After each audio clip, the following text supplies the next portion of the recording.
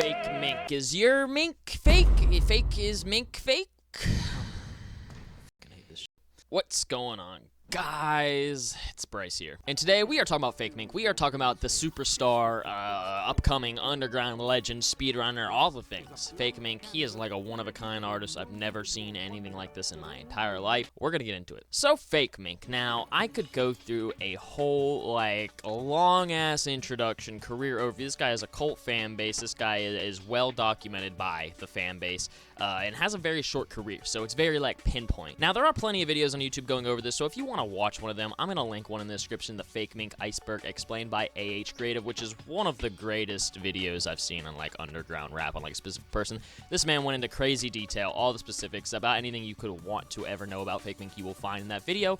So I want to shout bro out, because that's not what this video is. In this video I'm talking about why Fakemink is going to be Justin Bieber. He's gonna be fucking Katy Perry level. He's gonna be the one. I'm telling you, he's gonna be the one regardless of what you think about music, whatnot. He's literally going to be the one, and I'm taking you through his career overview, future prospects, and how he as a geniusly and masterfully positioned himself in such a fruitful way, man. I mean, this man is literally gonna be Kanye. I'm telling you. So a short little introduction. Fakemink is a British artist born in Essex, England. His real name is Vincenzo Camille, and he is from Algerian and Indian descent and identifies as Muslim. He began producing music on FL Studio at only the age of 10 after being inspired by the vaporwave genre, and started rapping around the age of 15 in 2019. His original artist name was 9090 Gate before he randomly came up with Fakemink recently, only in 2024, after changing his IG handle one day to put the word fake before the word mink, which was the name of a song of his at the time. He cites his current inspirations as Imogen Heap, Kanye West, Babyfather, Hype Williams, Nettspend, and lists Dean Blunt as the greatest artist of all time, in his opinion, showing kind of like how the soundscape kind of form, you know. Actually listening to Fakemink sound is very like, it has UK roots. It's not grime or anything like that. He's actually gone on record saying he doesn't really like a grime that much, but it has that like feeling, you know. It's cloud rap, you know, it's ethereal, it's dreamscapey, it's oddly nostalgic, because it's like bringing experimental sounds to the forefront, but kind of having that like odd, uneasy sound to his music that's almost like comforting at the same time. It's very hard to explain. It's very hard to explain. And I'm just gonna be honest, I'm not the hugest fan of I'm not gonna pretend like I listen to Fakemink every day or that, but I can look at his career and see what he's doing and be like, this guy's doing something different. And a lot of the stuff I'm about to get into makes sense as to why he is popping so crazy right now. London Savior would be his debut self-created mixtape, and it was released in 2023, which really jump-started his career, even though it was pretty recent from now. And I remember actually being put on to this by Fashir, so shout out Fashir. It was a while ago. I think this man was on Fakemink super early, like right after the name change. But he put me on a London Savior, and I remember I listened to it, and I was like, I don't think I liked it that much.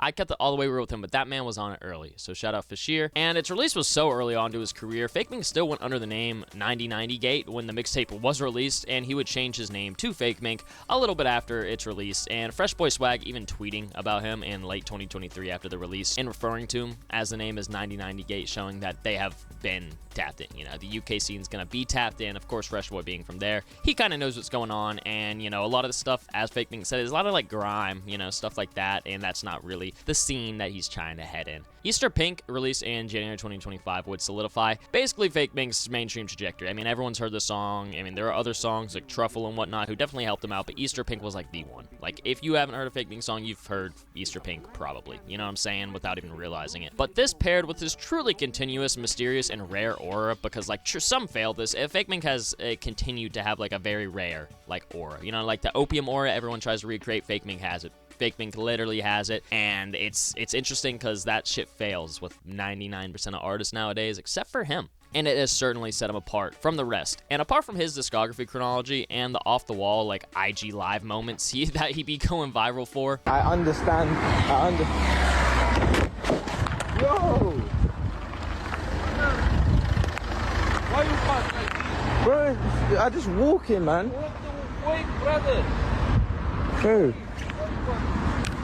But I just got hit by a car. I think what set Mink up for total stardom is his strategic and specific cosigns and moments that he himself created. Now, starting out some of these cosigns, I'm sure Fakemink has like met or talked with like literally everyone ever, and there are some I'm not even gonna get into here, but some of the bigger ones that were kind of like really putting like a lens on Fakemink was him opening for Snow Strippers back in December of 2024, which is pretty legendary. I mean, Snow Strippers not just like any old, you know, like fucking act you can just open up for. So that is almost positioned him perfectly in the direction he was trying to go, which could be seen shortly after, a few months after, Ecco2k and Fakemink would collab on a song called Macca, and they would even perform the song together at a show shortly after. Which just leads into this whole, like, Drain Gang connection. It's like, if anyone's gonna, like, fucking... I mean, they're rare. They are the rarest of rarest. So if anyone's gonna take anyone under their wing from Drain Gang, it doesn't even matter if it's all the members, one of them, it's a moment, you know? It's the highest of honors, I will say.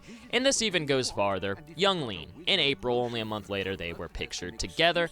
And Bladee, in July, pictured with Fakemink and Nettspend, actually, together.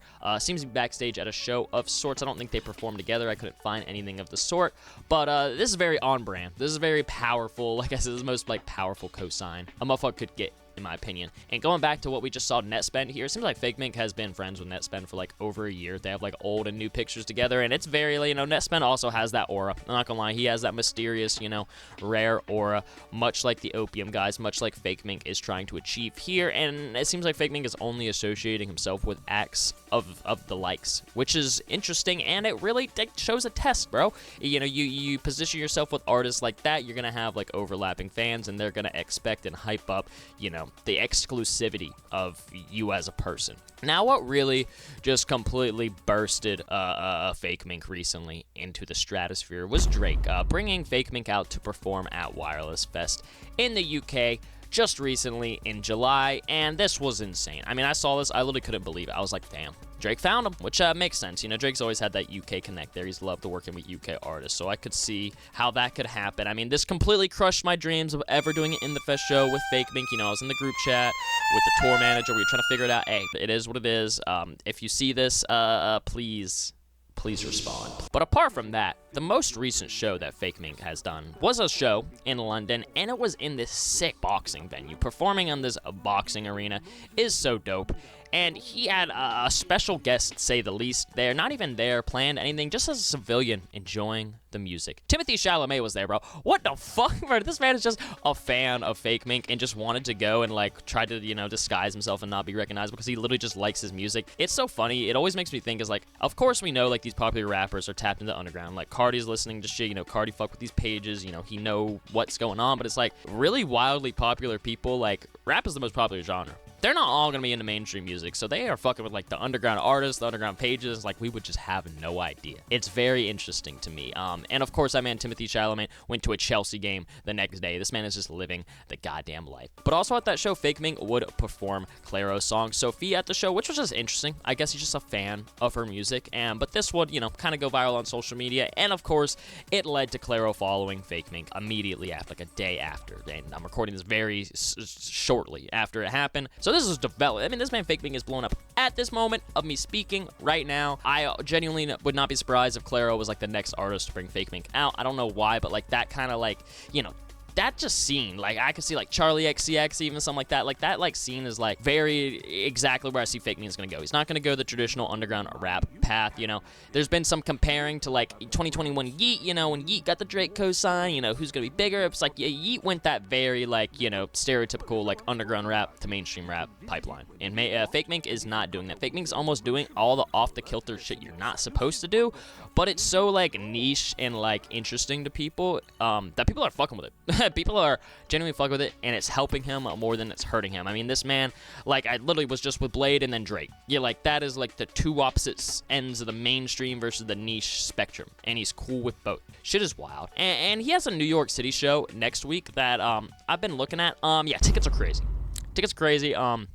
It's September 8th, so if you're interested, I'm sure it's sold out, but maybe you could get a resale ticket for, like, rent. You could waive rent for the month and go see Fakemink in New York City, so that's an option, but as if this man couldn't get any more crazy cosigns in the last, like, 48 hours, damn near, Frank Ocean. Not only does he follow Fakemink, but he just posted this Fakemink magazine cover on his story. This man's out of here. I don't even think I have to explain why he's out of here. And this is why I say Fakemink is not going that traditional underground rap to mainstream rap path. He is breaking down genre barriers. He's breaking down, like, popularity barriers, and he is truly changing music, damn near. Like, this man is already has a cult fan base, but what he's formed is, like, a very tight-knit, real community. You know, community of people that rally behind him, that have seen a lot of this unfold and really want to like support something that doesn't seem possible. You know, like you said, he's not taking the traditional underground to mainstream rap pipeline, so it's like it's almost an underdog in a sense, even though he has 1.4 million monthly listeners and his scrobbles are fucking going up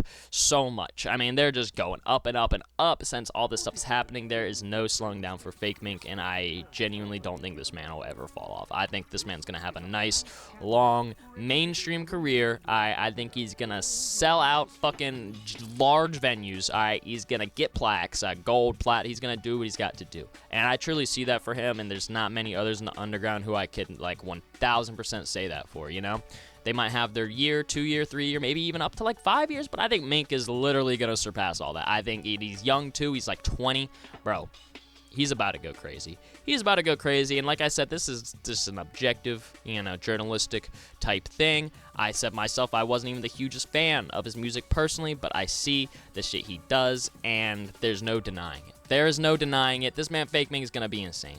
But I wanted to get in this video, and you know, a lot of people come in the video sometimes and they're like, oh, this man just talked about nothing. I'm just giving y'all my peace of mind. You know, there wasn't a crazy amount of research done in this. There was a little bit, but I just wanted to give y'all like the current look in on these artists' life. You know, my videos are very much like you see the date they're posted, you watch the video on that date, everything that's going on with the artists around that date, you're gonna hear about. I'm not fucking sitting here giving you an informational fucking biography, alright? That's why I linked the iceberg by my man AH Creative down there, so if you want to fuck with that, you can fuck with that if that's the type of content y'all looking for. But I like to give you guys a little lens on my perspective. I feel like I have a unique perspective, and honestly, I feel like I care more about music than a lot of the people who pretend to. So I try to do right. I try to do right by my people's, by my viewers, by the artists I make videos of, and it also allows me to be able to make more videos on the same artists as time progresses, rather than just doing a biography and that's it forever. So if you guys enjoyed the video and understand kind of what I'm doing here on the channel, I appreciate that greatly. Make sure you like, subscribe, hit the bell so you don't miss any videos, updates, anything like that. Go in the description, follow my TikTok, my Spotify, my Twitter, my Instagram, get that monthly Fits playlist down there too, and join my Discord. And yeah, this is Bryce. Peace.